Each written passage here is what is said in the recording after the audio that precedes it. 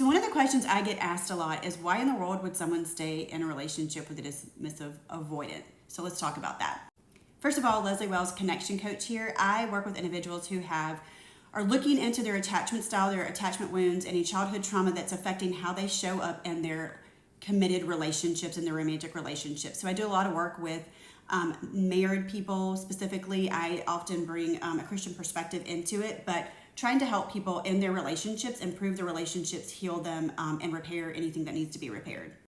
So if you're unfamiliar with a dismissive avoidant, that is someone who did not receive emotional attunement in childhood. So they didn't necessarily come from a terrible childhood. There may have been some little T traumas, but they basically just did not get the emotional attunement. They were not nurtured. They were not shown affection. They were not taught to deal with their feelings. Their parents were not very good at expressing feelings or acknowledging and paying attention to the feelings of the child. So they may have shown up and packed lunches every day, or taken them back to school shopping, or ran them around to soccer practice, or done all of the little tasks that needed to be done and shown up as a good parent in that way. But the child never felt like somebody actually was there for them emotionally.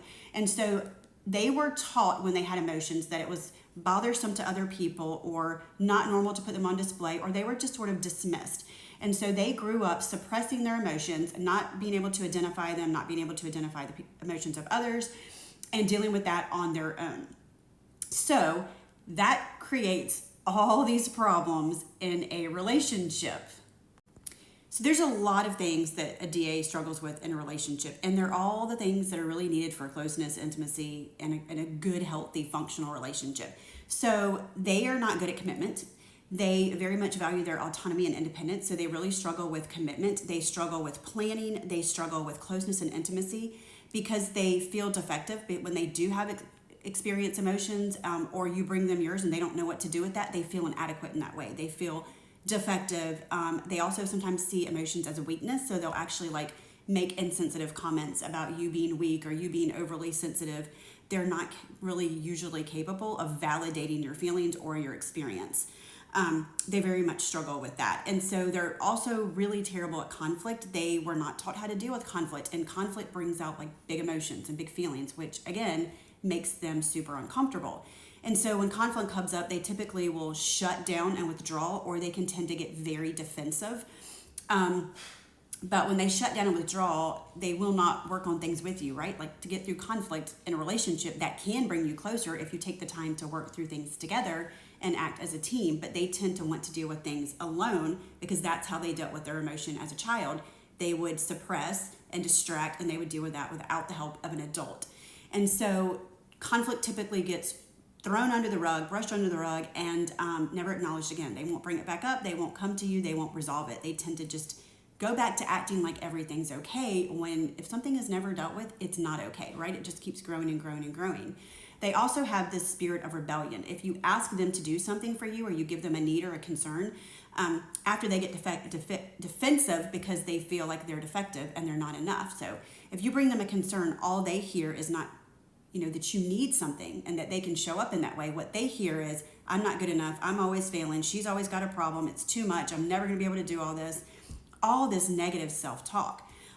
But when you do tell them a need or something that you want from them, they typically will act with a spirit of rebellion and plant their heels in and just refuse to do what you need them to do. They're not good at deep conversations. They like to keep things very superficial. So there's not a lot of transparency and vulnerability, right?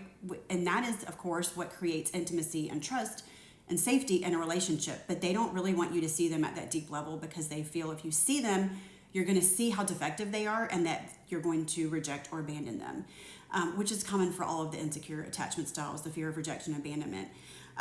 So they are typically deactivating and pulling away from their partner. And so even if you do manage to have a really deep, good conversation with them, afterwards, that will not feel good to them. They'll feel uncomfortable and they'll pull back. So you're like, wait a minute, we just got really close, or we just had this great weekend together. And all of a sudden now they're just pulling back and disappearing.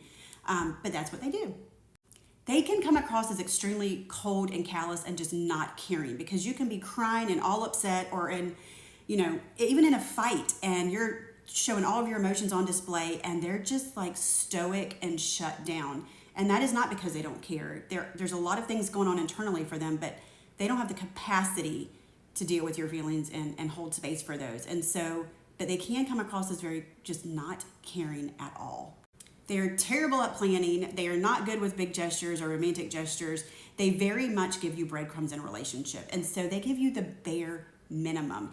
And because they really cherish and value their autonomy and independence, and they have such a fear of losing it, they'll deprioritize you. They will spend most of their time with their friends. They will throw themselves into work or hobbies, but like you're way at the bottom of that list and you will feel that. They will also like try to appease you if you bring them a problem or a concern or conflict. Like they just want to get it over with, right? They're just gonna be like, yeah, you're right. Just to get it over with so they don't have to actually deal with the conflict. And that also is a way that really, if you're someone who's trying to get to know someone on a deep, intimate level, you know when that's happening. You know when they're blowing you off and dismissing you. And so you just never get to that place where you feel like you really have built a true bond with that person and have that true, intimacy. They're not transparent because they're appeasing you. They're not really going to tell you their needs and wants. Truthfully, a lot of times they're not sure what their needs and wants are because they don't check in with themselves because that's so difficult for them. And so a lot of times when they don't get their needs met because they don't express them and they're not familiar with what they are, they'll act out in self-sabotaging ways, which is of course detrimental to the relationship. So people that are with a DA feel very, very alone in their relationship. And again, they're getting the bare minimum. They're not really getting the full experience of a healthy, functional, secure, safe, intimate relationship.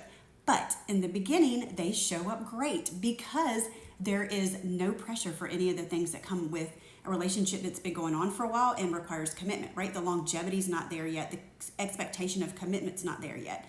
So in the beginning, when there's no expectations, no commitment, there's no conflict because you're just getting along, everything is superficial and it's easy and carefree and fun, they show up really well there.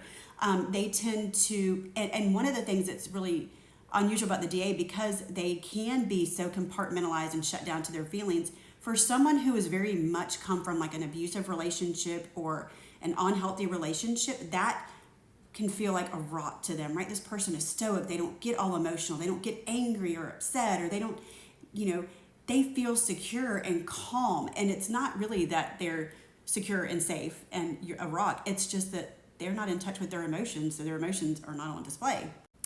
But when you start getting into the phase of a relationship where things start to get real, that's when you really start to see all the flaws of a dismissive avoidance. So if you're married and you have children and you're like, what do I do? I'm stuck with this person. There is hope. Once they realize that they start to learn and see what they're doing and see that they have an attachment style that they need to work on, a lot of times if they do the work, they can gain the capacity and grow and get past a lot of these things and definitely improve.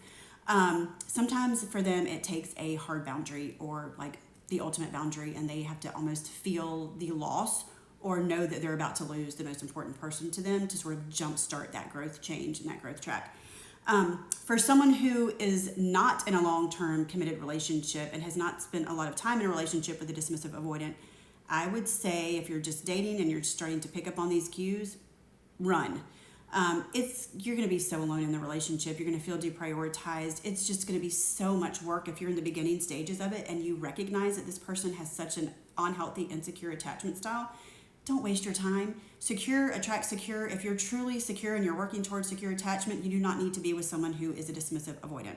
So if you have been in a relationship with a dismissive avoidant, if you currently are, then comment "got me" in the comments below.